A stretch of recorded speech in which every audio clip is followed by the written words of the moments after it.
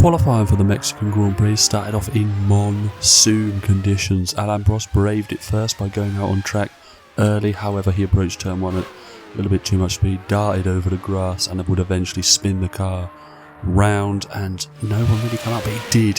He dried up completely towards the end of the session, and Brabham got out and stuck a timing to put him in P6.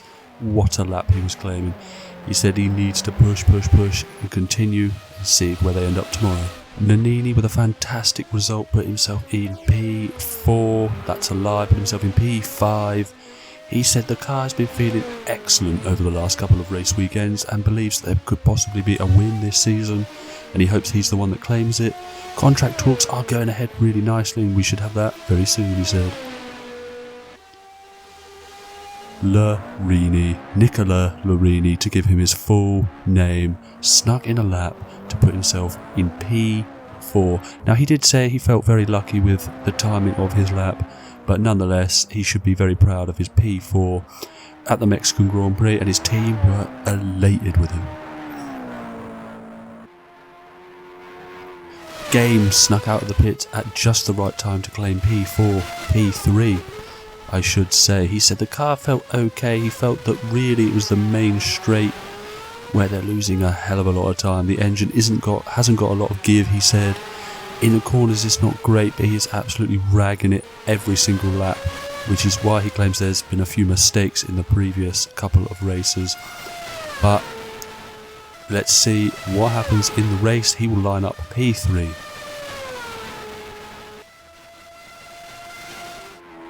Jean Alesi is a qualifying master this season. He said he wants to turn it into more points in the race, but he understands that the car does have some limitations. However, at P2, once again, he's ecstatic, and those Ferrari rumours are only getting bigger, but let's see how he gets on tomorrow. But he starts P2. I don't need to say anything. We know before anything starts that this season Gerhard Berger is probably going to be on pole position, and today is no different. He put in a stellar lap time. He was the last car across the line, put himself in pole position. He is ragging this car, absolutely loves it, generally believes he can win the World Championship this season, and he should believe that. He is P1.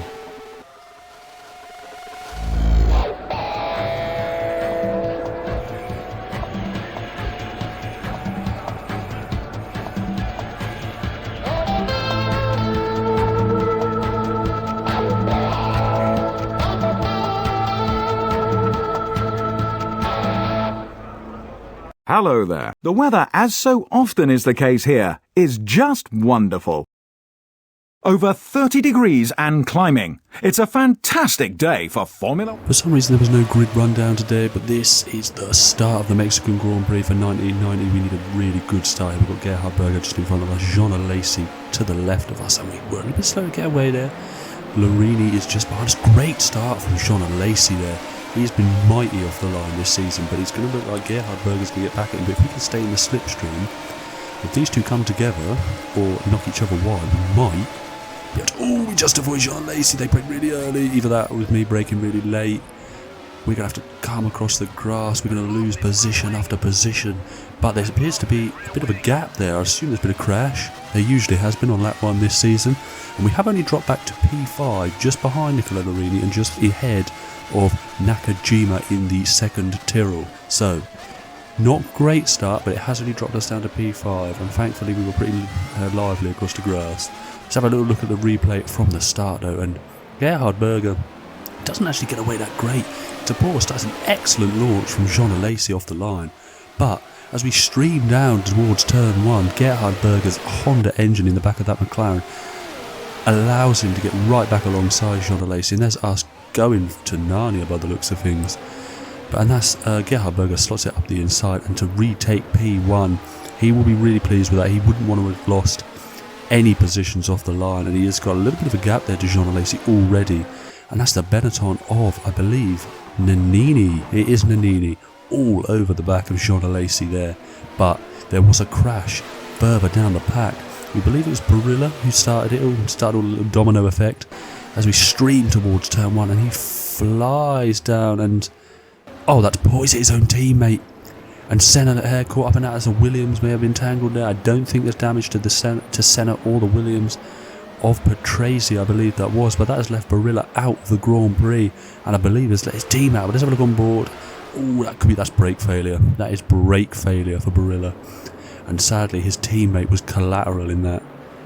Thankfully, his only that looked like Suzuki out of the Grand Prix.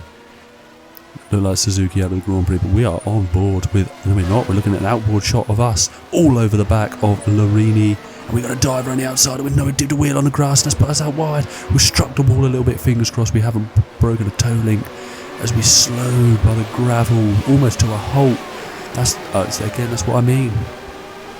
We've been saying all season we're going to have to push. We overdrive the car, because the car is just not being developed this season. But further down the main straight, we've got Nannini all over the back of Jean Alesi. He's going to try and move up the inside into turn one. Is he going to get this? Is he going to make this stick up the inside?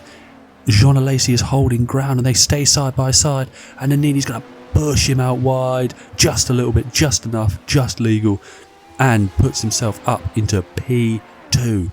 Excellent work from the Benetton team. Excellent work from Nannini. They have been flying this season, and they are reaping the benefits of that.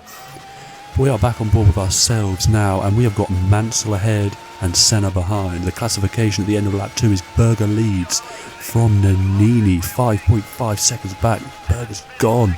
Larini has got himself in third place. What's happened to Jean Alesi? Where is Jean Alesi? That's Jean Alesi. He's out of the Grand Prix. He's struck the wall somewhere. We will see, but here is Nigel Mansell, who I believe has just got past the Williams of Prix as we stream down towards turn one. And that is him climbing up the field then, Nigel Mansell. He had a poor qualifying, he was near the back, got caught up in the wet conditions, wasn't able to get out of the pits quick enough to set a lap time. But he will be wanting to push. But here is what happened to Jean Alesi. He's up a bit wide, so he's had to pull it down low, and then suddenly just snap of oversteer sends him grasswood bound, wallward bound, and strikes the wall. Seems to keep going, so we don't believe there's any injury to Jean Alesi, but he is out, and he'll be bitterly disappointed after an excellent qualifying session from him yesterday. He will be disappointed in that car. But again, back on board with ourselves. We've got ourselves in P14. We've got Suzuki ahead, so it can't have been Suzuki at the start. It must have been his teammate that lost his rear wing and is out of the Grand Prix. But there is a massive group of cars. Senna is catching us, we believe. That is to be expected. We're going to come towards the final corner there. That's a little bit of a mistake there from Suzuki. Are we going to be around the outside? Just hold it. Yes, round the outside and up into P13, but we can stay. Can we stay there if the slipstream is, because we are so slow in a straight line, but we're diving up the inside of Thierry Boutsen, and Boutsen's going to come back at us. We were a little bit cautious actually in the second phase of that corner, and I'm not sure why. I think it's the car's hell, right? The car is horrendous. Oh no, that's Boutsen's touched. The other, is that the Ligier? It is the Ligier, round the outside. Are we going to get a lot? We're going to get a lot of overtakes. I can understand if you turn off now. But we're going to drive around the outside. We're going to drive around the outside of Boutsen too. And that is dangerously close to a massive accident. We've touched Boutsen, but luckily no damage to either car, thankfully. Thankfully they are built a little bit better. Well, they have to glue it all. We're running out of parts as well. It's difficult at Lotus. They're struggling round the outside of Nakajima as well to put ourselves in a P10. Nakajima's slow. Nakajima really slow there. That was That's unexpected. That's Suzuki out. No, the Suzuki's lost his front wing. So every week, every race, we're talking about Suzuki losing his front wing or rear wing. But I believe that is the second Tyrrell out. So that's a double retirement for the Tyrrell team. Out of the Grand Prix. Nothing he could do. Looked like gearbox, but he was suddenly slow. Senna has been flying. Lap 7 of this Grand Prix, of the Mexican Grand Prix of 1990. Senna has been flying. Fastest man on the track. He's brought that 6-second gap down to us, but Mansell has gone for it as well. He is nowhere to be seen in front of us. And we have got David Brabham in his Brabham just ahead of us in P9. However, we are probably going to have to make another pit stop because this car is absolutely woeful on its tyres. But we have got the pace. We've got Senna right up our backside. And we are just trying to let Brabham know we're there, maybe force him into a little bit of an error so we can sneak through. And we are diving into the pits now because the tyres have had it. But this is a strategic call. A lot of the cars don't have to pit. It's a Lotus issue. Warwick's been complaining as well, which is why he's been struggling so much this season. But we continue down pit lane, and that's a lot. There's a lot there, and that's out. No, it's Alboreto. I apologise, but Tracy is 1.8 seconds behind us, but we should be able to get back past Michaelio Alboreto for P14, and it's just not gone well for us this race. I'm hoping a bit of a storm, but the issue we have in the car right now, and I'll say it till the cows come home, the tyres do not last, whereas other teams can make the tyres last. It's just woeful on the tyres. But here we go on board with Prost, but he's down in 11th place. He had a ball qualifying as well yesterday. He'll be hoping to charge for maybe just a couple of points just to cushion. He's dipped the wheel on the grass. Prost out. Prost is out of the Mexican Grand Prix, and that is going to massively help Gerhard Berger, who is currently leading this Grand Prix, who we think is arguably his biggest title challenger this season. But Alain Prost out of the Grand Prix, and Senna, as I mentioned earlier, is flying, but he is stuck a little bit behind. I believe there's a Leighton House car just ahead of him. He will probably get a good run. Is he going to dive up the inside into the Perotada? He is going to dive up the inside into the final corner of this track. And is he wide? He is wide. That's Senna out. That is Senna out of the Grand Prix. He must have had enough this season. I mean, he's not even half distance. We can't wait for the season to end. He's going to be miles behind his teammate in the championship stand. He's still yet to win a Grand Prix this season. Effects of 1989 where he lost the title to Alain Prost. Maybe that's a factor. It seems to be him most of the bad luck, but that was driver error, which is not something we see often from Ayrton Senna. But he said there will be a complete reset for 91, maybe even the summer break after 1990. But we are all over the back of a lot. Thankfully, actually, Senna's rear wing busting has allowed us to quickly catch a lot. A dive on the inside, trying not to take Senna there, who actually is already out of the Grand Prix, so I can't imagine he'd mind too much. Anyway, and we've got Boutsen, who is 12 seconds up the road, but we are now up into P11 in this race. But it's not good enough from us, I don't think. I mean, we're always going to slip down towards the end, but Mansell is flying. He's got a footwork in front of him. He surely will have a footwork behind him in a couple of seconds' time as they dive towards the inside. He's going to dive towards the inside. Absolutely textbook Mansell up the inside. Take no prisoners.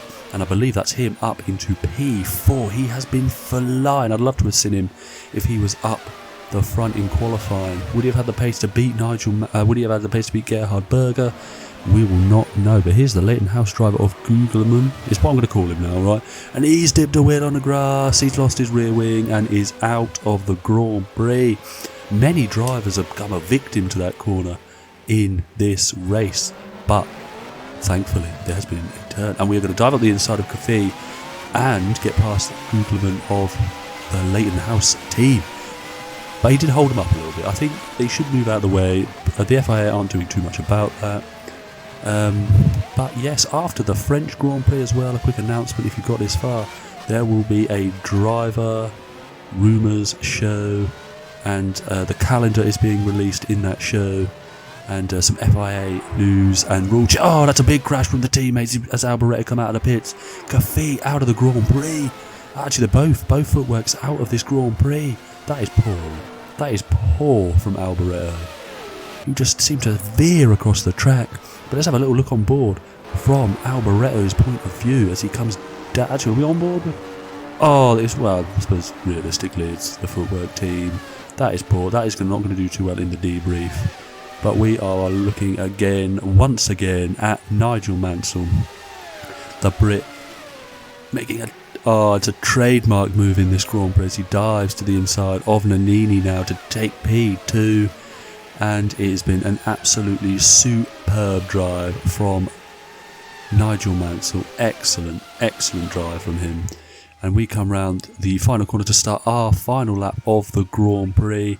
Brabham is 7.9 up the road. We are not going to be able to catch him now, but it doesn't really matter too much because points are down to 6th anyway. But we will see how this all unfolds as we head down. We look at Gerhard Berger as he rounds the Perotada for the final time in his McLaren, and he comes straight to the line. It's been a relatively easy Grand Prix, and he wins the Mexican Grand Prix.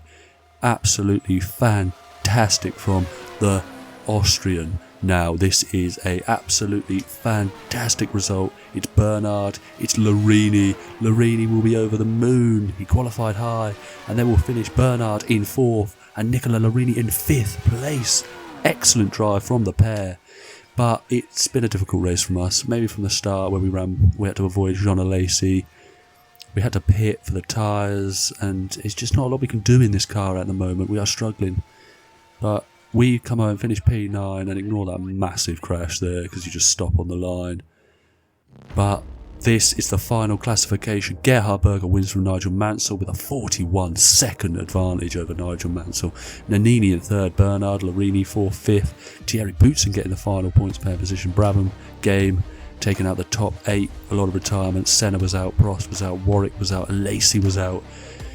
Oh, it's been difficult. But the championship standings, Alain Prost still leads, but Gerhard Berger is just 4 points back. We remain in 3rd. Jean Alesi remains in 4th. Nigel Mansell now, with a couple of good results, Mansell can put himself back in this title challenge. Senna hasn't scored again for another couple of Grand Prix now, and I think that's probably it for his championship challenge. I would say even this early on, but Ferrari have a 10-point lead to McLaren in the Constructors' Championship. Lotus and Williams neck and neck with Tyrrell and Benetton fairly close behind. But if you've enjoyed this video, remember to like, subscribe and join us next time for the French Grand Prix at the Paul Ricard circuit. Bye bye.